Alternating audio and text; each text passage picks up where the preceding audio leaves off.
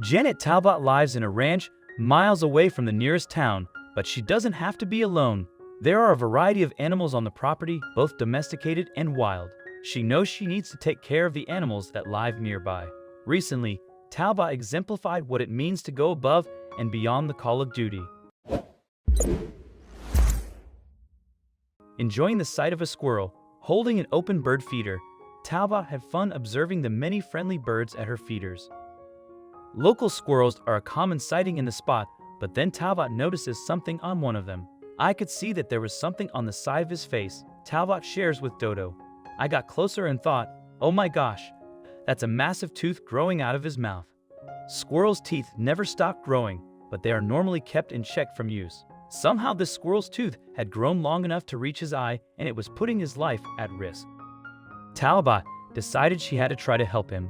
Talbot named this squirrel Bucky and began to ponder how she might catch him. Over the weeks that followed, the problem kept her up at night, but then she had a lucky break. "One day, I saw him in the feeder. It was like divine intervention. I just had to reach in and grab him," Talbot said. "Once I had him in my hand, I just kept telling him, 'I'm going to help you, Bucky. You're going to be okay.'" It was then that Talbot discovered the squirrel's dental woes were much worse than she initially thought. Several of Bucky's teeth had a problem. His mouth was an absolute mess. His upper incisors were curled around and growing inside his mouth, Talbot said. When he ate, his teeth were rubbing on his face. He was so horrific. Talbot considered taking Bucky to a vet in town, but worried he'd be seen as a lost cause, so she studied up on what she could do herself to help. Turns out squirrels don't have feeling in their teeth. All they needed was to be trimmed with a sharp tool. Also, if you've not done so already, please subscribe to our channel and click that notification bell to get inspired by these animal stories every day. Now, back to the story.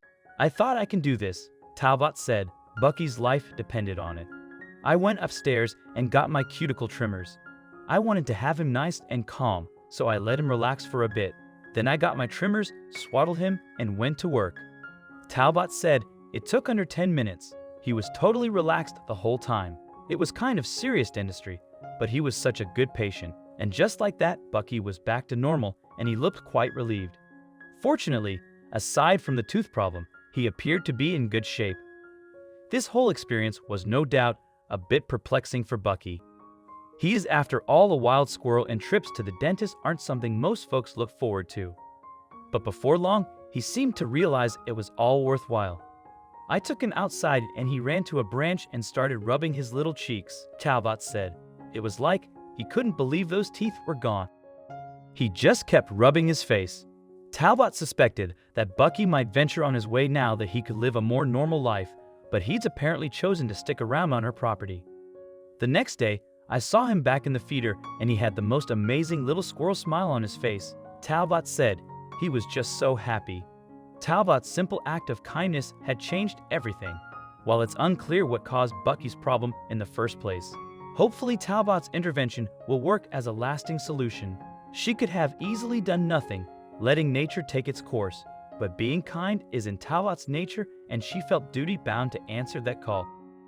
We live on this planet with animals. If there's an animal in need, whether it's across my radar or not, I wouldn't think twice. Even if it's just giving an animal food or water, there's no better feeling than helping others, she said. So if what I did for Bucky inspires someone to help an animal in need, it'll make me really happy.